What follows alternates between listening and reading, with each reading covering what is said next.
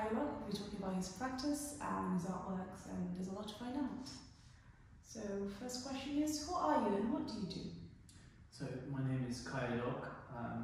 I'm an artist. I paint metaphysical cityscapes that exist somewhere between reality and the imagination. They are what I would try to create is parallel spaces and places that draw together past, present and future in a kind of alternative reality.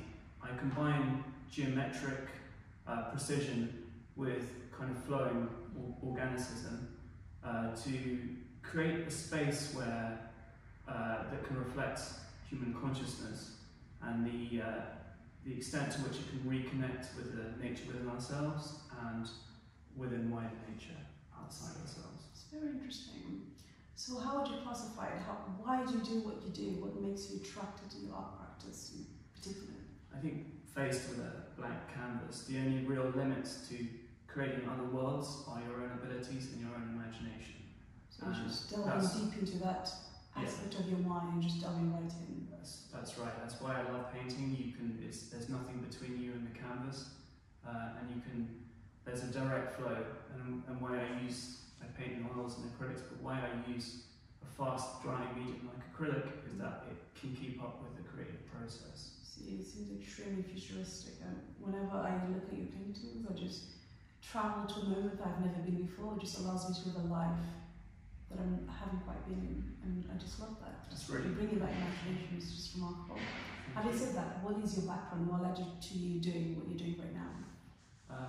As a painter, I'm predominantly self-taught. I started off drawing a lot as a child, and then through school I switched to printmaking, which is very detailed and very process-orientated in the sense that there are delays between the different stages of creativity, which in a way is slightly frustrating because it doesn't have the flow that I have now. I switched to painting during an art foundation, and from there I never really looked back. So that's my focus, but I've also explored three-dimensional work, whether that's in the design stage or in applying my painting style to the three-dimensional shapes. So that's another thing that I've done. I suppose that's the beauty of life, exploring different aspects, yeah. And knowing what works and what won't work. And of course, you grow as an artist too, as I imagine. I'm sure you're able to. Having said that, what's integral to you as an artist?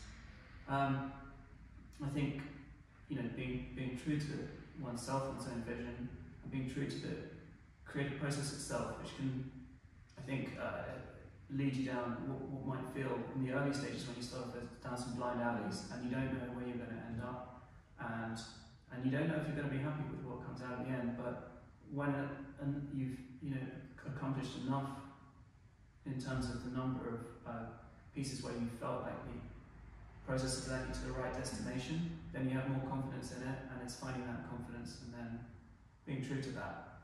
So remaining true to oneself. Yeah, I guess in a wide way, yeah. What would you say, what role does the artist or yourself have in society? What role do we play an artist? Well, I'm not an artist, but if I were, I'd like to think as an artist, nonetheless.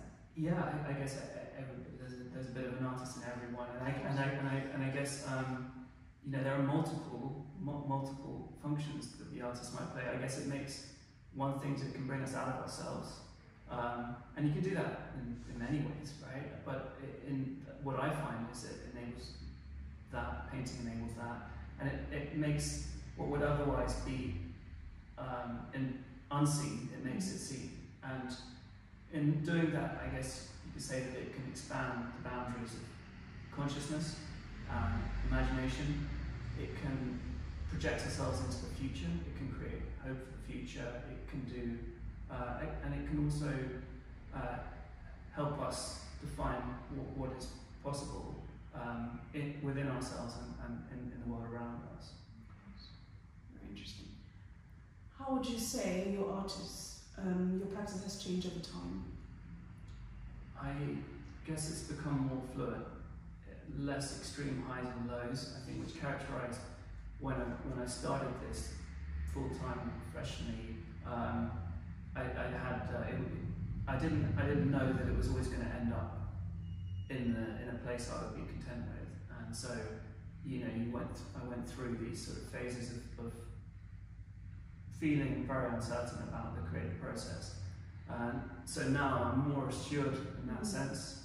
I know what I'm doing, but at the same time, I appreciate the rawness of some of my early work. When I look back on it, it has that uncertainty and it has that kind of sense of adventure and exploration. But I try and keep that. Content with everything.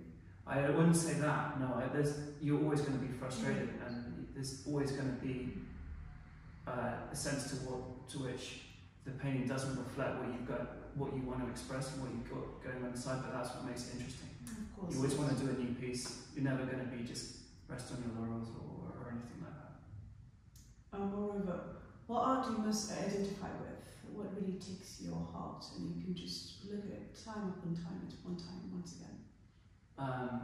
Well, yeah. What captures my heart is different to what I can identify in a technical sense. If I was, say, looking at a painting by Van Gogh, for example, what I would say is that the amazing thing about that work is that he might have had a very turbulent life as well, but the kind of euphoric part of himself is expressed almost entirely through his paintings, and it actually creates it presents to anyone who sees those pieces an alternative visual way of perceiving the world. Himself in some ways, I suppose. Yeah. That might be incredibly ahead of its time. Incredibly ahead of its time. Incredible artist.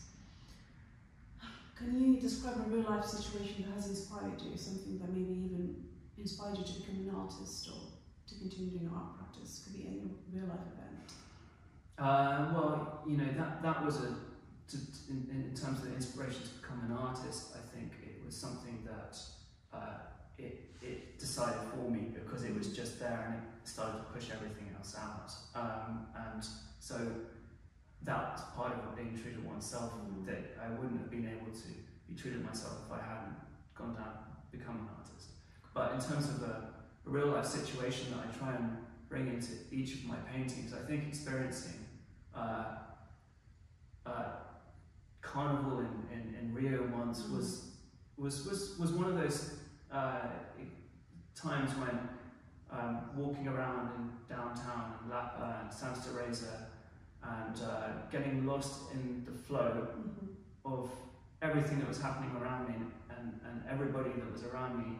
And then there are times in life when you feel that you're at one with everything and everybody. And so it went on, and you end up just realising it's dawn, and then you've just had a sort of... You're actually present in life. And in the flow of it. And Carnival was historically one of those times where it's like a reversal of reality, and everyone can kind of be themselves more. So it's a really interesting thing, and I try and bring that into my paintings, that feeling. Yeah. That's quite remarkable. I'll have a few more questions. What do you like most about your work? I like the way that it is kind of paintings within paintings. So you can go in and find things in there, but then you can zoom back out and the whole thing kind of makes sense. And it's a bit like a kind of fractal system. I suppose it's like you see a bit of the painting, you go back out and you come back in and you see something else you haven't seen before. For instance, my colleague described the butterfly she saw in one of the paintings. I hadn't seen that. Look closer. Oh wow, remarkable. I love that about paintings. Well, just in terms of there's so much going on with the spatial depth or lack thereof, and it's just amazing. Just takes that's when you say spatial depth, it's really interesting, because one of the things that I'm really interested in is the interrelationship between optical depth and spatial depth, and the sort of organic flow and geometry. In a way, it's a way to describe how consciousness sort of interrelates with reality in a kind of multi-dimensional way, which I'm interested in exploring. Remarkably well, honestly. It's wonderful. Thank you. It's one of those paintings that just makes you contemplate for days at a time. I really appreciate that about you. Thank you so much. And professionally, what's your goal? I think just to, as I was saying earlier, I'm never going to be happy with a piece and then just think I've done it. There's always more to say, and I just want to do my best work yet, really. I think it's probably still ahead of me, and so I just want to just continue down that road and then continuing enjoying the creative process most of all. Well, it was great to have you, Caio. Thank you for coming into the Eclectic Gallery. I'm sure the viewers would love to hear more about you and know what you're going to be up to. And thank you. Thank you very much. Thank you for having me. Thank you. That was Caio Locke, everyone, at the Eclectic Gallery.